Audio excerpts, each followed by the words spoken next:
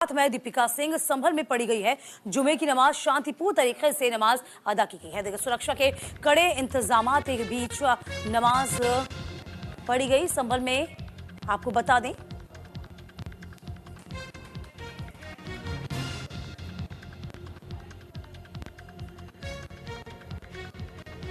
वसीम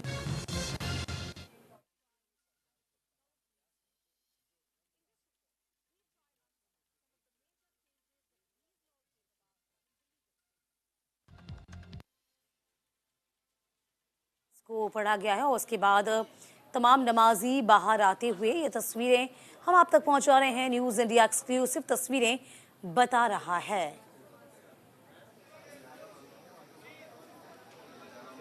तो देखिए, शांतिपूर्ण तरीके से जो जुमे की नमाज है उसको अदा किया गया है और नमाज पढ़ी गई है।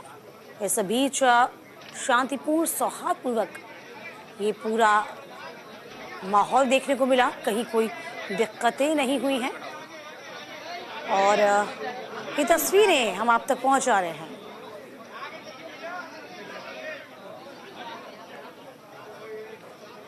और फिलहाल देखिए, बहुत ख़ास तस्वीरें हैं। आज का दिन बहुत ज़्यादा ख़ास इसलिए भी था चूँकि आज जुम्मा था और जुमे की नमाज अदा की जानी थी और इस बीच ये तस्वीरें बेहद ख़ास हैं।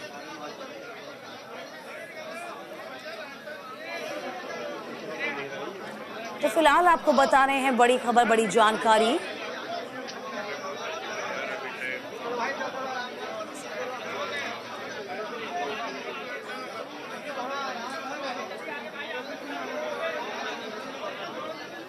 तो फिलहाल देखिए, जुमे की नमाज अता करने के बाद में तमाम जो नमाजी हैं वो मस्जिद से बाहर आ रहे हैं और बहुत सौहार्दपूर्वक ये माहौल रहा है।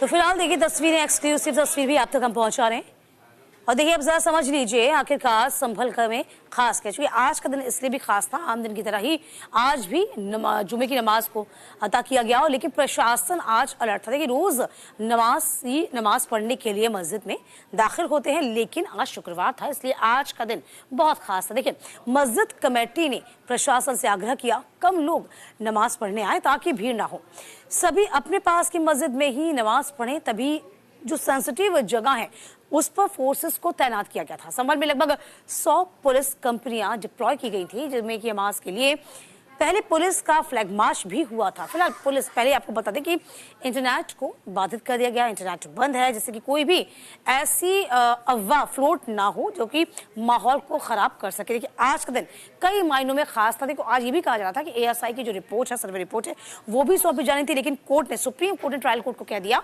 कि अभी जो सर्वे रिपोर्ट है वो 8 जनवरी को सौंपी जाए। इसी को लेकर कि माहौल जो है वो खराब ना होना पाए, इसका ख्याल पूरा रखा जाना लाजमी है।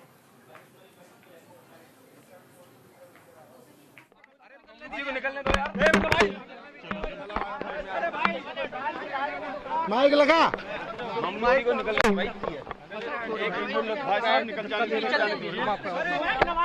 निकलने दो, खाना बांट लिया इन्होंने। हटाइए हटाइए भाई साहब, आप आराम जाने दीजिए। अरुण सर छोड़ के आइए। एक मिनट घर जाने दीजिए ना, घर जाने दीजिए उनको। आसिफ भाई पीछे आइए।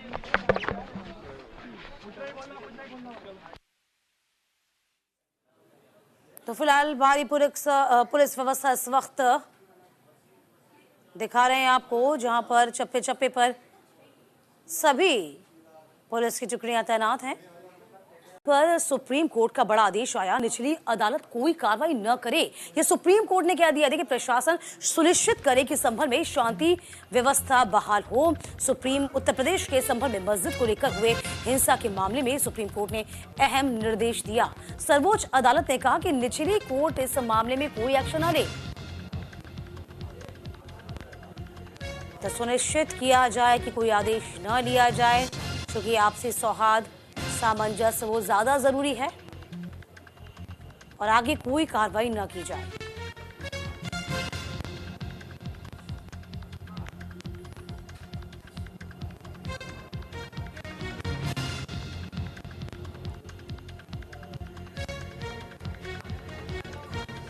तो फिलहाल देखिए संभल में सर्वे पर बवाल हुआ और इसी को लेकर प्रशासन सुनिश्चित करे संभल में शांति व्यवस्था बहाल हो। सुप्रीम कोर्ट ने ये सुनवाई के दौरान बड़ा आदेश दिया है।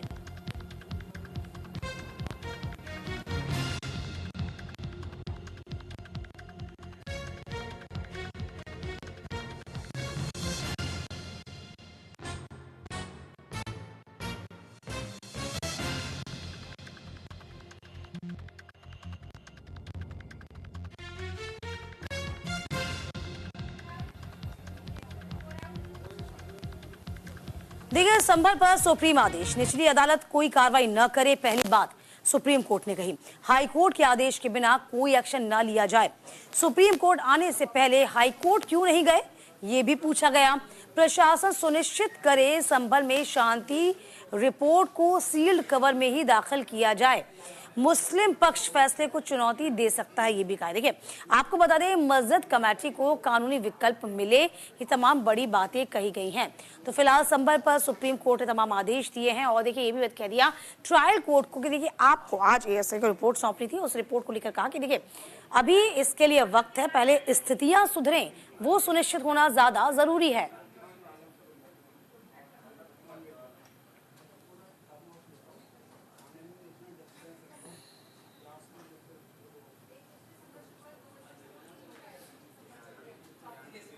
तमाम जानकारी के साथ हमारे सहयोगी आनंद इस पूरी खबर पर नजर बनाए हुए हैं। आनंद देखिए सुप्रीम कोर्ट ने तमाम बड़ी बातें भी कही कि हाई कोर्ट क्यों नहीं गए, इसके अलावा किस तरीके से आज एएसआई की रिपोर्ट पर सर्वे को लेकर रिपोर्ट भी आई थी, इन तमाम चीजों को रोक दिया। कुछ अहम बातें जो सुप्रीम कोर्ट ने कन्वे की हो। बिल्कुल दीपिका, अगर आज की बात की तो कहीं ना कहीं सुनवाई बड़ी अहम थी और कई अहम फैसले इसमें सुनाए गए। सबसे पहले तो ये था कि जो निचली अदालत का फैसला था उस पर स्टे लाया। स्टे के साथ साथ दोनों ही पक्षों को आदेश दिया गया कि 3 दिनों के बाद आप हाई कोर्ट का दरवाजा खटखटा सकते हैं और जिसको लेकर कहीं ना कहीं मुस्लिम पक्ष को भी ये चीज हिदायत दी गई कि आप सुप्रीम कोर्ट के सिवा सीधे हाई कोर्ट से भी होकर आ सकते थे। तो कहीं ना कहीं आज उत्तर प्रदेश सरकार को लेकर भी कई चीजों को उन्होंने, पैमानों को लेकर उत्तर प्रदेश सरकार को भी डांट लगाई। उसमें सबसे बड़ा यह था कि लॉ एंड ऑर्डर को लेकर जो सवाल उठ रहे थे प्रशासन पर, उस पर भी सुप्रीम कोर्ट ने यह कहा कि लॉ एंड ऑर्डर की समस्या आपकी थी और जो जिस हिसाब से डील किया गया कहीं ना कहीं उसको लेकर वो पूरी तरह से ठीक नहीं था। और रही बात सर्वे की लेकर, जो सर्वे रिपोर्ट आज पेश होनी थी तो उसको भी सुप्रीम कोर्ट ने सार्वजनिक करने से इनकार कर दिया और बोला गया है आगे की अपीलों में जब भी सुनवाई होगी तो उसको सीलबंद लिफाफे में लाया जाएगा, फाइल में लाया जाएगा। तो कहीं ना कहीं आज जो देखा जाए इसके साथ से बड़ा फैसला सुप्रीम कोर्ट ने सुनाया है और आगे वाली कार्रवाई के साथ सार्वजनिक करने से भी जो सर्वे रिपोर्ट है उसको भी मना कर दिया। जी और आनंद, ये भी बहुत बड़ी बात है कि सुप्रीम कोर्ट ने इस बाबत स्वतः संज्ञान भी लिया कि देखिए कि पहले स्थितियां काबू में हो, पहले शांति बहाल हो। और आज रिपोर्ट भी आनी थी, सर्वे की रिपोर्ट भी आनी थी, तभी कह दिया गया कि देखिए 8 जनवरी तक आप रिपोर्ट लेके आइए, पहले शांति व्यवस्था बहाल होना ज्यादा लाजमी है। जी बिल्कुल, आपने सही कहा। लॉ एंड ऑर्डर को लेकर खुद सुप्रीम कोर्ट ने उत्तर प्रदेश सरकार को ही फटकार लगाई और उन्होंने बताया कि ये राज्य का मामला था और कहीं ना कहीं लॉ एंड ऑर्डर के मामले पर राज्य सरकार फेल रही है। और देखा जो हिंसा उस दौरान हुई थी उसमें 5 लोगों की जान गई है और कई लोगों में पथराव से लेकर कई चीजों पर सवाल उठाया था। तो यही चीजें सीधे जब सुप्रीम कोर्ट में रखा गया तो कहीं ना कहीं सुप्रीम कोर्ट ने भी इस चीज को माना कि लॉ एंड ऑर्डर को लेकर उत्तर प्रदेश जो प्रशासन था वो कहीं ना कहीं फेल रहा और उसको लेकर भी जिम्मेदार ठहराया गया उत्तर प्रदेश प्रशासन को कि ये आपकी जिम्मेदारी थी लॉ एंड ऑर्डर पूरी तरह से ठीक करने को लेकर। आनंद, इस बीच खबर ये भी चल के आई थी कि मुस्लिम पर्सनल लॉ बोर्ड जो था वो भी सुप्रीम कोर्ट में गया था, दरवाजा खटखटाया था कि आप निचली अदालत को ऐसा आदेश दीजिए कि वो सर्वे को लेकर कोई फैसला ना दे, कुछ सुनवाई ना करे। तो तमाम बड़ी बातें भी कही गई थी। तो क्या लगता है आगे सिनेरियो क्या बनता नजर आ रहा है? सुप्रीम कोर्ट क्या इस बाबत संज्ञान लेगा, क्या लगता है? देखिए जो आज की अगर जो सुनवाई की बात किया तो कहीं ना कहीं मैंने खुद जियाउर रहमान से बात की तो उन्होंने साफ तौर पर बताया कि जब हम इस अपील के साथ सुप्रीम कोर्ट पहुंचे थे तो उनका साफ मानना यह था कि जो निचली अदालत का फैसला उस पर तुरंत रोक लगानी चाहिए, जो कि सुप्रीम कोर्ट ने लगाई। उसके साथ लॉ एंड ऑर्डर को लेकर वो गए थे कि जो एफआईआर दर्ज हुई है जो अज्ञात पे लगभग 800 जो अज्ञात लोगों पर एफआईआर की गई तो उसको लेकर भी वो सवाल उठा रहे थे। तो उन्होंने ये चीज माना कि कहीं ना कहीं सुप्रीम कोर्ट ने भी कि लॉ एंड ऑर्डर के मामले में उत्तर प्रदेश सरकार फेल रही। और उसके साथ साथ जो रिपोर्ट को लेकर वो लोग पहुंचे थे कि रिपोर्ट जो है सर्वे की उसको सार्वजनिक नहीं करना चाहिए, जिसको सुप्रीम कोर्ट ने माना।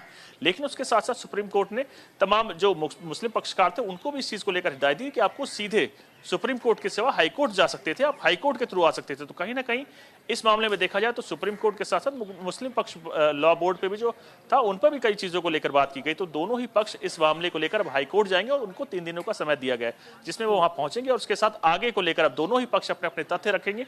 हाई कोर्ट में अभी मामला आगे बढ़ेगा। जी बिल्कुल, देखिए आनंद, इस बीच कल ही हमने देखा था कि किस तरीके से पुलिस की जो कार्यशैली है, जो पुलिस जो कार्रवाई कर रही है, उस पर यहाँ पर आपत्ति दर्ज कराई गई थी। इसके बाद 3 सदस्यीय जांच समिति का गठन किया गया है। 2 महीने में इनको रिपोर्ट सौंपनी होगी। अच्छा, क्या क्या पॉइंट्स हो सकते हैं जिन पर ये समिति जो है वो जांच करेगी, क्या लगता है? देखिए, सबसे पहले तो लॉ एंड ऑर्डर का क्या समस्या रही, उसका फेलियर क्यों हुआ, लाठीचार्ज क्यों हुआ, पथराव क्या हुआ, ऐसी कई समस्या बातचीत है जिसको बात की जाएगी और कमेटी कहीं ना कहीं तमाम चीज़ों पर देखेगी। क्योंकि जो चीज़ निकल कर आई, मैं खुद जब संभल गया था उसमें इस चीज़ की निकल कर आई थी, एक अफवाह फैली थी, उसके बाद ही तमाम लोग इकट्ठे होने शुरू हुए थे और उसके साथ साथ धीरे धीरे पथराव शुरू हुआ और उसके बाद ही पुलिस ने लाठीचार्ज और गोली जो भी तमाम चीज़ें हुई उसके सब बाद हुई। तो कहीं ना कहीं उसको लेकर अब जो कमेटी का गठन किया गया उसका सबसे बड़ा जिम्मा ये रहेगा कि वो अफवाह क्यों उड़ाई गई, उसके साथ साथ किसका फेलियर रहा। क्योंकि अगर आप तमाम उस घटनाक्रम को देखें तो एक के बाद एक कई समस्या लगातार सामने आई, जिसमें से पथराव से लेकर तमाम चीजों को लेकर अब जो कमेटी का गठन किया गया है वो इस चीज को देखेगी कि कहां किसका फेलियर रहा, क्या प्रशासन की तरफ से कमी हुई, क्या एलआईयू की तरफ से कमी हुई और कौन इसके लिए जिम्मेदार है। बिल्कुल आनंद, देखिए इसके अलावा हम ये भी जान पाए कि यहाँ पर पुलिस प्रशासन ने कहा कि देखिए यहाँ पर एक साजिश को अंजाम दिया गया है। साजिश के तहत ही तमाम घटनाक्रम हुए, साजिश के तहत ही लोग इकट्ठा हुए। तो आखिरकार उस मास्टरमाइंड की अभी भी तलाश की जा रही है और चूंकि साजिश दिया गया है तो जाहिर सी बात है ये दुगुनी चुनौती अब हो जाएगी पुलिस के लिए भी कि उस मास्टरमाइंड को ढूंढा जाए जो अब तक उसका पता नहीं लग पाया।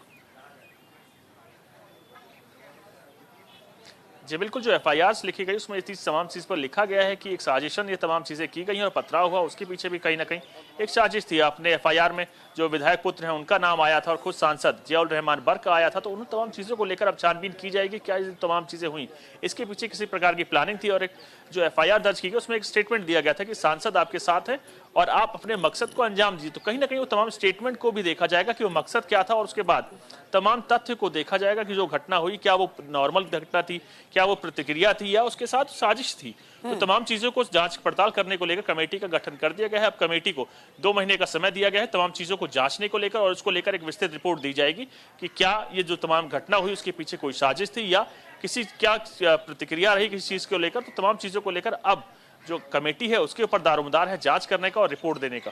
अच्छा, खबर ऐसी भी आई थी क्या आनंद कि जिसमें कहा गया था कि जो मारे गए हैं वो शहीद का दर्जा उनको दिया जाएगा? ये भी सुनने में मिला था कि सांसद कह रहे थे कि शहीद का दर्जा दिया जाएगा, आर्थिक मदद भी की जाएगी परिवार से। आनंद, शहीद का दर्जा किसी को भी नहीं दे दिया जाता दीपिका। दरअसल इसके पीछे जो शहीद दर्जे की बात हो रही है वो पूरी तरह से गलत है, क्योंकि जो मारे गए हैं पथराव में मारे गए हैं, गोली से मारे गए हैं। जो पुलिस की रिपोर्ट है उसको लेकर जो गोलियां उनको लगी 315 कट्टे की लगी, तो शहीद का दर्जा देना तो इस पूरी तरह से गलत होगा। लेकिन इसको लेकर जो जांच पड़ताल की जा रही है, किसने मारी, क्यों मारी गई, कैसे लगी और जो तमाम घटनाक्रम हुआ उसमें कहीं ना कहीं इस चीज को लेकर स्पष्टीकरण देखा जाएगा कि कैसे हुआ, क्या साजिश थी, किसने करी, क्या ये सब पहले से संरचित था कि तो जाहिर सी बात है जांच का विषय है। और अब जो पथराव कैसे होगा, बिल्कुल 3 सदस्यीय जांच समिति का गठन किया गया है, वो इस बाबत जानकारी जुटाएगी, जांच करेगी और 2 महीने के भीतर रिपोर्ट को भी सौंपा जाएगा। बहुत शुक्रिया आनंद आपका तमाम जानकारी देने के लिए।